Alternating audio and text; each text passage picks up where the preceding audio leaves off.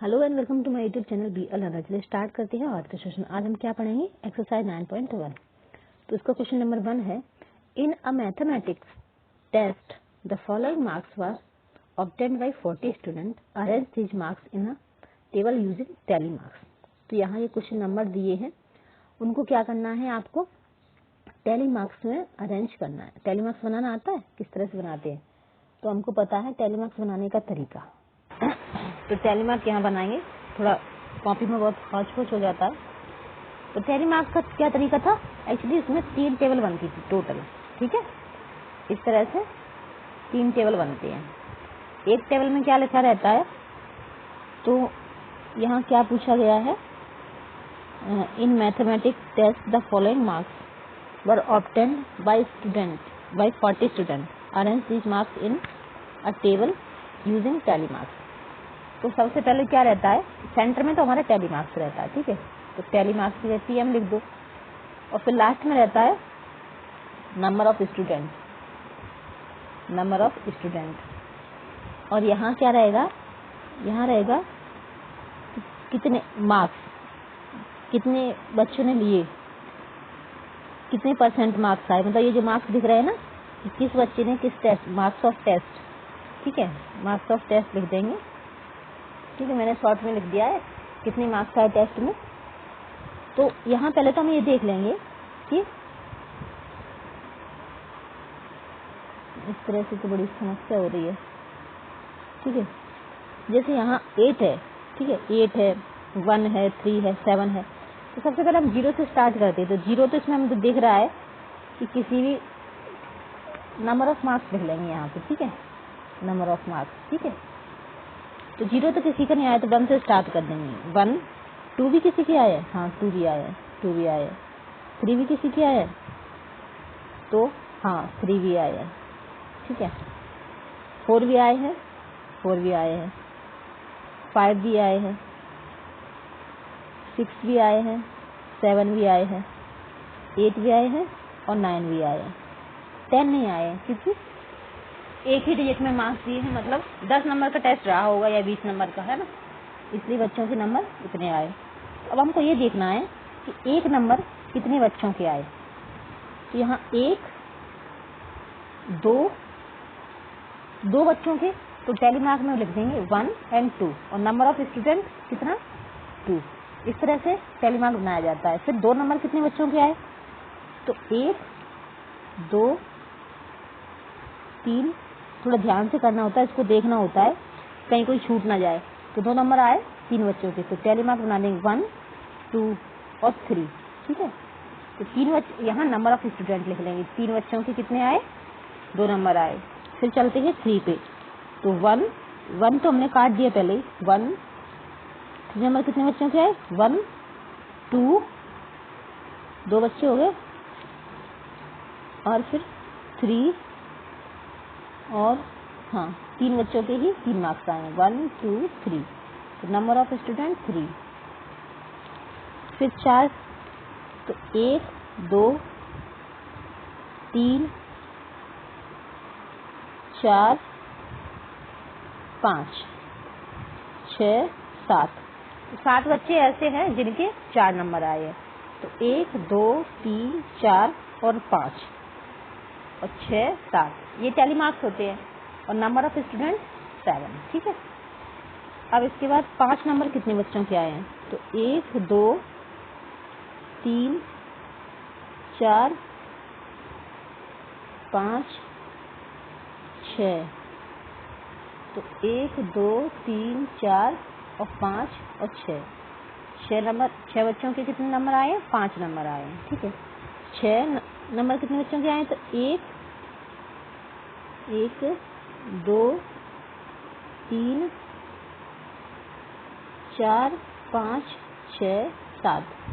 तो 1, 2, 3, 4, 5, 6, 7, यानी 7 बच्चों के कितने नंबर आए हैं, 6 नंबर आए हैं।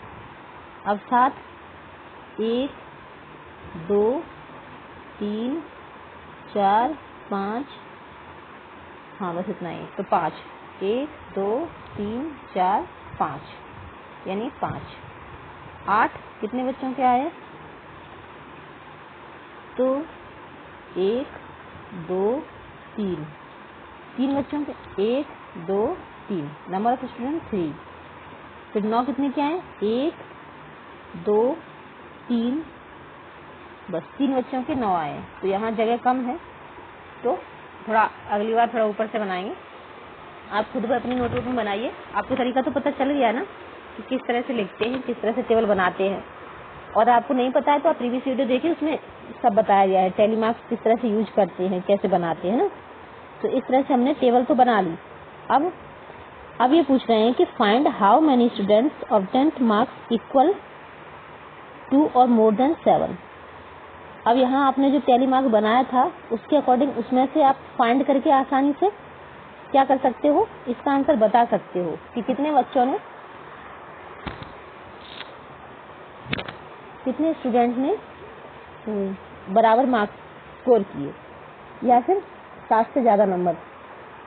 तो आपने लिखा था मोर देन 7 यानी कि 8, 1 2 3, 3 बच्चों ने, नहीं 4 बच्चों ने। ठीक है, देख लेना, इसको थोड़ा ध्यान से करना, कहीं कोई मिस्टेक ना हो जाए। 4 बच्चों ने क्या किया था? इक्वल मार्क्स गेन किए थे और 7 से ज़्यादा किए थे। लेकिन सिर्फ 7 से ज़्यादा 8 तो है नहीं, 7 से ज़्यादा तो 9 भी है ना। तो हमें 8 और 9 दोनों को बच्चों ने जितने मार्क्स गेन किए थे दोनों को ऐड करके हमको इसका आंसर देना है। तो 7 से ज़्यादा और बराबर, ये कुछ ज़्यादा ही छोटा हो रहा है, मुझे भी ठीक से नहीं देख पा रहा है। तो अब क्या करेंगे, हम इसको थोड़ा सा बड़ा कर लेते हैं ताकि ठीक से दिखाई दे हमको। ठीक है, हाँ इतना बड़ा ठीक है ना। हाँ, अब नेक्स्ट क्वेश्चन क्या है कि how many students obtained marks below 4, यानी 4 से कम कितने बच्चों ने मार्क्स गेन किए हैं। तो 4 से कम में हमारा 1 2 3, जितने बच्चों के मार्क्स आए थे उन तीनों को ऐड करके क्या करेंगे, हम उसका आंसर लिख देंगे इस क्वेश्चन का। ठीक है, तो इसका आंसर आ जाएगा। अब इसके बाद नेक्स्ट क्वेश्चन है, थोड़ा बड़ा ही कर लेते हैं, बहुत ज़्यादा छोटा दिख रहा है। Following is the choice of sweet of 30 student of class 6। Laddoo, barfi, laddoo jalebi, laddoo rasgulla, इन्होंने इतना सारा लिख दिया।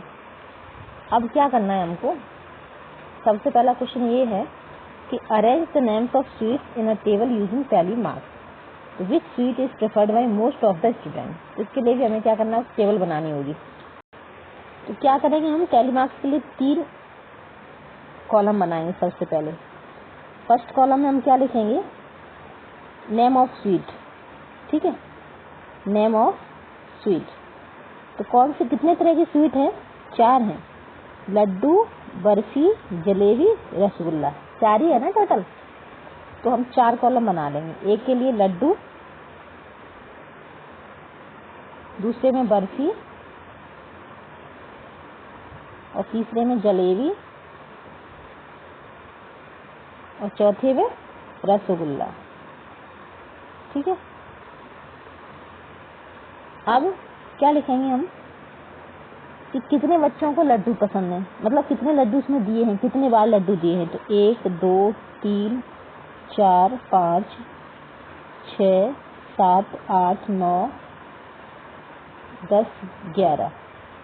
तो 1 2 3 4 5 6 7 8 9 10 11। और यहाँ नंबर ऑफ, यहाँ ये टैली मार्क्स। ठीक है, और नंबर ऑफ स्वीट। ठीक है, यहाँ नेम ऑफ स्वीट होगा या नंबर ऑफ स्वीट होगा। ठीक है, इस चीज़ का ध्यान रखना। NSC में समझना, दोनों जगह सेम ही है। तो यहाँ क्या हो जाएगा, यहाँ number of sweet, sorry number of sweet नहीं होगा, कितने बच्चों के द्वारा पसंद की जाती हैं। ठीक है, नंबर ऑफ स्टूडेंट।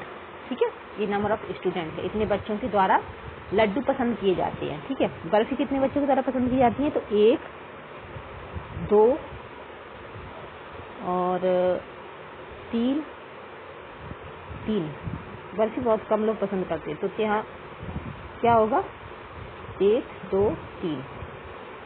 यहाँ टैली मार्क्स और यहाँ नंबर ऑफ स्टूडेंट। फिर बर्फी के बाद है जलेबी। जलेबी कितना है, 1 2 3 4 5 6 7, यानी 1 2 3 4 5 6 7, ठीक है। इस 7 स्टूडेंट के द्वारा जलेबी पसंद की जाती है। अब बचे रसगुल्ला। रसगुल्ला कितने बच्चे पसंद करते हैं, तो रसगुल्ला 1 2 3 4 5 6 7 8 9, तो 1 2 3 4 5 6 7 8 9, 9 बच्चों के द्वारा किए जाते हैं रसगुल्ला पसंद किए जाते हैं। अब नेक्स्ट क्वेश्चन क्या है, क्वेश्चन इसमें ए है कि the minimum number of, sorry ये मैं आगे पहुंच गई, यहाँ नहीं है, arrange the name of sweets in a table using tally marks. तो ये आंसर हमने कर लिया।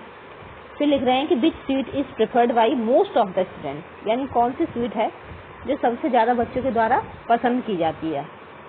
तो इसमें आप देख पा रहे हैं इसमें 11 है, इसका मतलब क्या है, यही स्वीट है जो सबसे ज्यादा बच्चे पसंद करते हैं। बाकी सब तो 3 7 9 बच्चे हैं, तो 11 बच्चे क्या लड्डू पसंद कर रहे हैं क्लास में से। और ये टोटल हुए कि नहीं, कितने 30 बच्चे हुए कि नहीं, काउंट कर लें ये भी। तो 9 और 11 कितने होते हैं, 20, और 7 और 3 10, यानी कि टोटल 30 स्टूडेंट हो गए हमारी। काउंटिंग ठीक है, मतलब काउंटिंग में मिस्टेक नहीं की हमने। तो 30 स्टूडेंट में से 11 बच्चे क्या पसंद कर रहे हैं, लड्डू। इसका मतलब ज्यादातर बच्चों के द्वारा लड्डू पसंद किए जाते हैं, ठीक है। तो ये इसका आंसर हो जाएगा। अब नेक्स्ट क्वेश्चन है, तो नेक्स्ट क्वेश्चन क्या कह रहा है, Catherine threw a dice 40 times and noted the number appearing each time as shown below। तो कैथरीन, डाइस तो सभी जानते होंगे, लूडो खेलते हैं, स्नैक एंड लैडर खेलते हैं, तो उसमें क्या होता है, डाइस का यूज होता है। डाइस सभी जानते हैं ना, डाइस कैसा होता है, डाइस में क्या होता है, 6 फेसेस होते हैं। इस तरह से एक क्यूबॉइड जैसा बना होता है, और उसमें क्या होता है, ये जो फेसेस होते हैं उनके ऊपर क्या बना होता है, नंबर लिखे होते हैं। जैसे एक आगे के फेस पे लिखा है, ऐसे एक बिंदी लगी है तो 1 है, इसका मतलब इस फेस पे 2 बिंदी लगी, इसका मतलब 2। यदि इस तरह से गिरा कि 2 आपको दिखाई दे रहे हैं तो आपके 2 नंबर आए। फिर इधर 3 बिंदी है, इसका मतलब 3, इधर नीचे के में 4 बिंदी है तो 4, इधर 5 6, मतलब 6 फेस होते हैं, 6 फेस होते, एक एक बिंदी बढ़ते हुए लिखी रहती है, ठीक है। ये डाइस होता है, सभी बच्चे जानते होंगे, डाइस से तो परिचित होंगे। तो क्या कर रही है, कैथरीना ने डाइस को फेंका, कितने बार, 40 बार, ठीक है। और उसने नोट किया कि कौन सा नंबर कितनी बार अपीयर हुआ। तो जितने बार अपीयर हुआ वो उसने नीचे दिखाया है। अब आपको क्या करना है कि make a table and enter the data using tally marks, find the number that appeared. तो आपको क्या करना है, एक ऐसी टेबल बनानी है जिसमें डाइस में जो डेटा आया है 40 बार डाइस फेंकने से, उसको दिखाना है आपको डेटा को। अब आप कैसे करोगे, कैसे दिखाओगे, यदि आप क्लास के मॉनिटर हो फिर भी आपको इस तब तो क्या होगा, आपको फिर भी ये चीज आनी चाहिए, है ना, ये चीज आना बहुत जरूरी है। इसको आने से क्या होगा, आपको इस तरह से अरेंज करना आएगा क्लास को, ठीक है। और ज्यादातर बच्चों को मॉनिटर तभी बनाते हैं जब उनके ये स्किल देखी जाती है कि हाँ इसके अंदर ये वाली स्किल है, ठीक है। तो ये चीज आप अच्छे से सीख लोगे ना, इस चैप्टर को इग्नोर नहीं करोगे तो आपके लिए बहुत फायदा होने वाला है। तो चलिए, ये तो हम जानते हैं कि टैली मार्क्स कैसे बनाया जाता है। सबसे पहले 3 कॉलम में हमको करना है, 3 कॉलम वाली एक टेबल बनानी है। और दूसरी बात, फिर फर्स्ट कॉलम में हमको क्या लिखना है, डाइस के फेसेस ऑफ डाइस। डाइस के फेसेस कितने होते हैं, फेसेस ऑफ डाइस तो हम जानते हैं 1, तो 1 लिख लेंगे इधर, ठीक है। 1 2 3 4 5 और 6। डाइस में 60 फेस होते हैं, सब जानते हैं, ठीक है। तो हम जब भी फेंकेंगे, चाहे 1 बार, चाहे 2 बार, चाहे 1000 बार, चाहे 5 लाख बार, फेस उनके यही आने हैं, 1 2 3 4 5, ठीक है। तो यही फेस उनके आएंगे और इधर लिख देंगे टैली मार्क्स।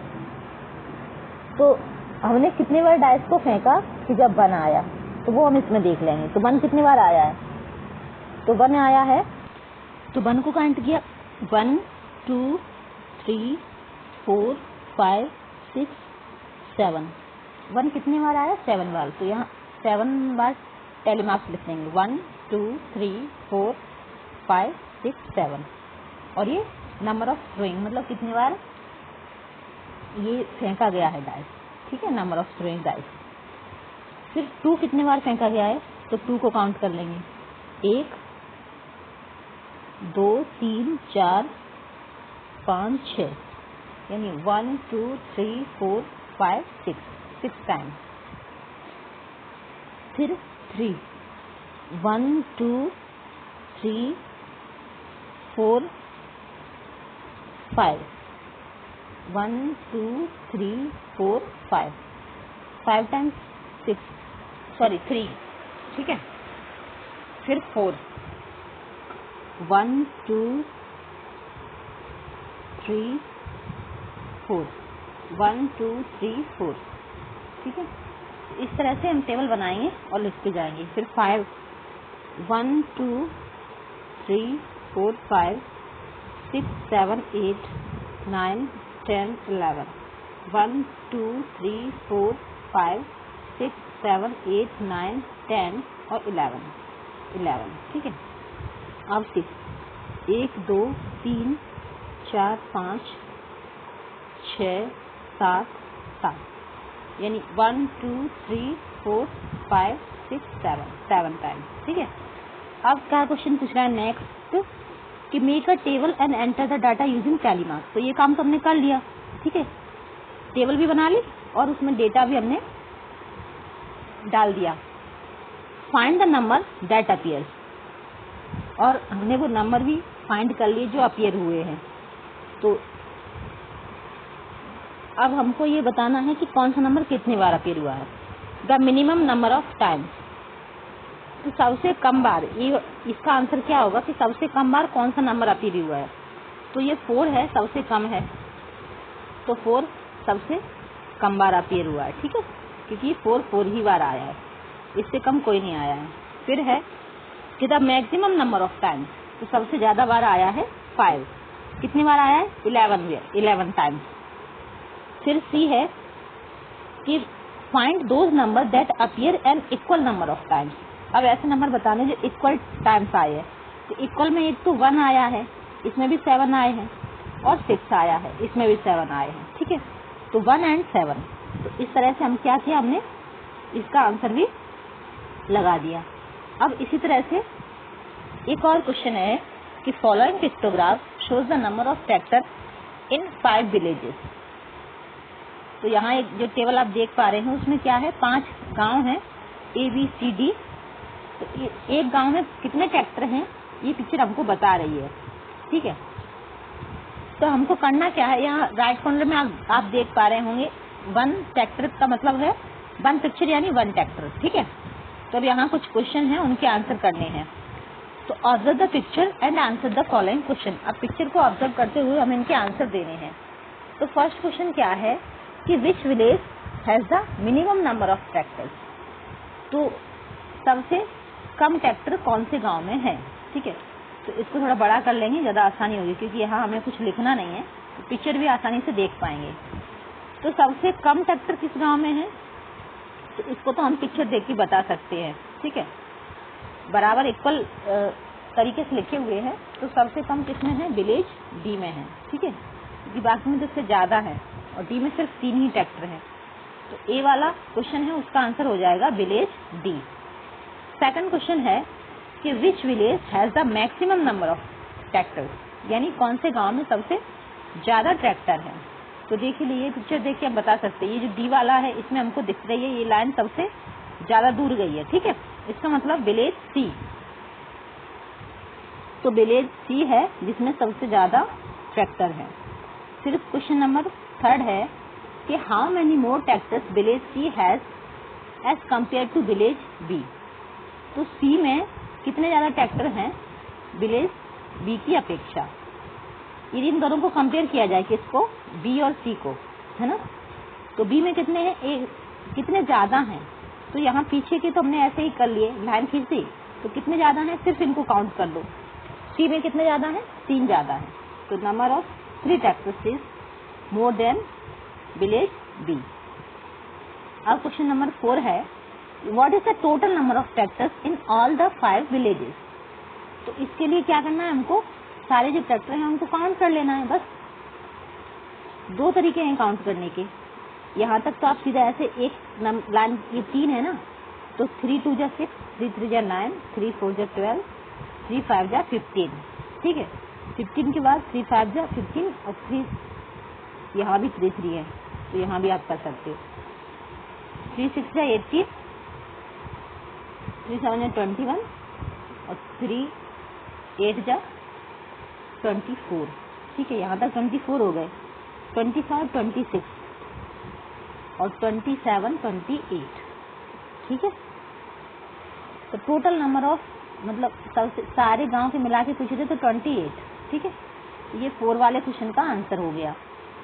टोटल कितने ट्रैक्टर हैं, 28। अब नेक्स्ट क्वेश्चन है question number 5, the number of girls student in each class a coeducation middle school is depicted by the pictograph. यानी कि एक स्कूल है, उसमें को एजुकेशन का मतलब होता है जिसमें लड़के लड़कियां साथ में पढ़ते हैं। तो इसमें लड़कियों की संख्या बता रहे हैं कितनी है। एक पिक्चर देख रहे हैं आप, एक पिक्चर किसके बराबर है, एक पिक्चर है 4 लड़कियों के बराबर, ये वाली पिक्चर। ये कॉर्नर को पहले देख लेना, उसके बाद पिक्टोग्राफ को समझना। तो फर्स्ट क्लास में कितनी लड़कियां हैं, 1 2 3 4 5 6, यानी 4 into 6 कितना हुआ, 24। तो फर्स्ट क्लास में कितनी लड़कियां हैं, 24। सेकंड क्लास में कितनी है, 1 2 3 4 और ये 5 आधी है, इसका मतलब 4 तो पूरी है। तो 4 into 4, पहले तो हम 4 into 4 कर लेंगे। तो 4 into 4 कितना हो जाएगा, 16। और आधी का क्या माने हम, 2 माने, या तो 2 मान लो, तो 2 मान लोगी तो 18 हो जाएगा। और या फिर दूसरे तरीके से लिख देंगे कि मोर देन 16 और लेस देन 20। ठीक है, क्योंकि पूरी 4 होती तो 20 हो जाती। तो हम ऐसे भी लिख सकते हैं कि मोर देन 16 और लेस देन 20। ठीक है, इस तरह से लिख सकते हैं। लेकिन वही तरीका कि पहले हम क्या करेंगे, क्वेश्चन को पढ़ लेंगे, क्वेश्चन की मांग क्या है, उसके अकॉर्डिंग फिर हम डेटा कलेक्ट करेंगे। तो ये कह रहे हैं सबसे पहले observe this pictograph and answer the following question, यानी ये पिक्टोग्राफ पहले ऑब्जर्व करो फिर आंसर दो। तो which class has the minimum number of girls student. तो ये तो हम पिक्चर देख के बता सकते हैं, इसके लिए हमें कैलकुलेशन की जरूरत नहीं है। ठीक है, ये जो डेटा दिया है 4 गर्ल्स 1 के इक्वल है, तो हमको नंबर गिनने की जरूरत नहीं है। ये तो हम ऐसे ही देखेंगे ना, इस तरह से देखें तो सबसे कम हमको किस क्लास में दिख रही है, 8th क्लास में, क्योंकि इसमें सिर्फ 1 पूरी है और एक हाफ है। इसका मतलब क्या है, सबसे कम किस में है, 8th क्लास में है। तो इसका आंसर तो हम ऐसे ही दे देंगे कि 8th क्लास में सबसे कम लड़कियां हैं। फिर सेकंड क्वेश्चन है, in the number of girls in class 6 less than the number of girls in class 5। क्या 6th क्लास की लड़कियों का नंबर कम है क्लास 5 से? तो क्लास 6 की लड़कियों का नंबर इतना है और क्लास 5 की लड़कियों का इतना है, मतलब क्या है, कम नहीं है। तो हम लिख देंगे नो।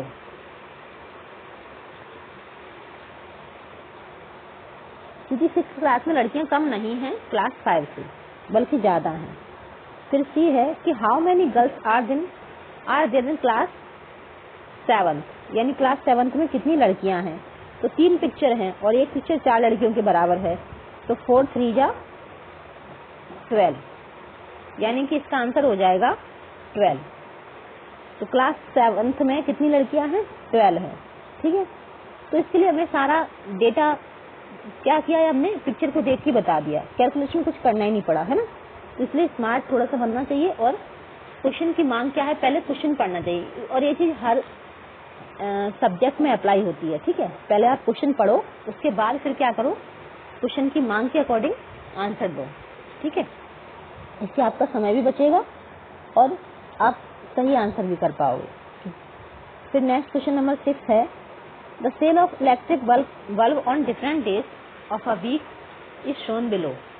यानी कि एक इलेक्ट्रिक बल्ब जो होते हैं ना, जिनसे उजाला होता है, लाइट जलती है, सभी जानते होंगे।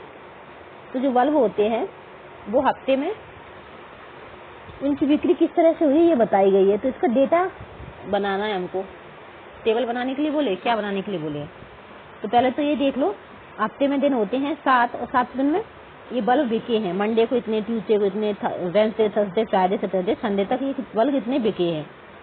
तो अब ये पूछ रहे हैं कि what can be concluded from the sad pictograph. यहाँ शायद कुछ मिसिंग हुआ है ना। एक्चुअली यहाँ जो क्वेश्चन पूछना था वो डाटा ही मिसिंग हो गया, क्योंकि इसमें कुछ क्वेश्चन ही नहीं पूछे गए हैं। क्वेश्चन नंबर 6 के बाद what can be conclude from this sad picture, सिर्फ लास्ट वाला ही रह गया है ना। तो अब इसमें क्वेश्चन ही नहीं पूछा गया तो इसको छोड़ देते हैं, आगे देखते हैं नेक्स्ट क्वेश्चन क्या मांग कर रहा है। नेक्स्ट क्वेश्चन है, in a village 6 fruit merchant sold the following number of fruit basket in a particular season. यानी कि एक गांव में 6 कौन है, फ्रूट सेलर मर्चेंट हैं, व्यापारी हैं। तो उन्होंने एक सीजन में, सीजनल फ्रूट में, मतलब जिस सीजन में जो फ्रूट आते होंगे उसके अकॉर्डिंग उन्होंने क्या किया, एक सीजन में क्या किया, कुछ फलों की टोकरियां सेल की, बेची। तो कौन से मर्चेंट ने कितनी टोकरी बेची ये हमको बताना है। और यहाँ राइट कॉर्नर में आप देख पा रहे होंगे एक टोकरी बनी है पिक्टोग्राफ की, इसका मतलब है 100 फ्रूट बास्केट। इसको किसके इक्वल माना गया है, 100 फ्रूट बास्केट के इक्वल। तो 4 है, इसका मतलब 4 × 100 400, ठीक है। तो जो रहीम है उसने कितनी टोकरी बेची है, 400। लखनपाल ने, इनको हमें काउंट करना बाद में देखेंगे, पहले क्वेश्चन क्या मांग कर रहा है उसके अनुसार करेंगे। तो observe this pictograph and answer the following question. तो हमको पहले तो इस पिक्चर को ऑब्जर्व करना है और फिर उसके बाद आंसर करनी है। तो आंसर किसका करना है, क्वेश्चन नंबर 1 पूछ रहा है कि which merchant sold the maximum number of basket. यानी कि कौन से मर्चेंट ने सबसे ज्यादा बास्केट बेची हैं, ठीक है। तो हम इसमें देख पा रहे हैं लास्ट तक कौन सा मर्चेंट गया है, मार्टिन। तो इसका आंसर लिख देंगे मार्टिन, ठीक है। फिर बी है कि how many fruit basket were sold by Anwar. Anwar कौन है, ये। तो अनवर के द्वारा कितनी बास्केट सोल्ड हुई, तो काउंट कर लेंगे 1 2 3 4 5 6 7। 7 × 100 = 700। तो इसका आंसर हो जाएगा कि 700 basket sold by the Anwar, ठीक है। फिर है C, the merchant who have sold 600 or more number of basket are planning to buy a godam for next season, can you name them. तो जिन मर्चेंट ने क्या किया है, 600 से ज्यादा बास्केट बेची हैं, वो क्या करेंगे, अगले सीजन में क्या करेंगे, वो एक गोदाम खरीद लेंगे, ठीक है। तो क्या आप बता सकते हैं कि कितने मर्चेंट ने 600 से ज्यादा बास्केट बेची हैं। तो बिल्कुल, तो यहाँ काउंट करेंगे 1 2 3 4 5, यानी यहाँ तक जिसने बेची है, ठीक है, यानी यहाँ तक। तो यहाँ तक किसने बेची है, अनवर ने, मार्टिन ने और रंजीत ने, इन्होंने ही 600 और इससे ज्यादा बेची है, ठीक है। तो ये लोग क्या कर सकते हैं, अगले सीजन पे क्या कर सकते हैं, सीजन पे अगले पे एक गोदाम खरीद सकती है, ठीक है। उनके नाम क्या क्या है, अनवर, मार्टिन और रंजीत। बाकी लोग गोदाम नहीं खरीदेंगे क्योंकि उन्होंने इतना बास्केट सेल ही नहीं किया, ठीक है। अब हमारी एक्सरसाइज खत्म हो गई है, तो मिलते हैं नेक्स्ट सेशन में। तब तक के लिए धन्यवाद। और आप इसकी प्रैक्टिस कीजिए, क्योंकि प्रैक्टिस तो हर चीज़ की करना जरूरी है, ठीक है।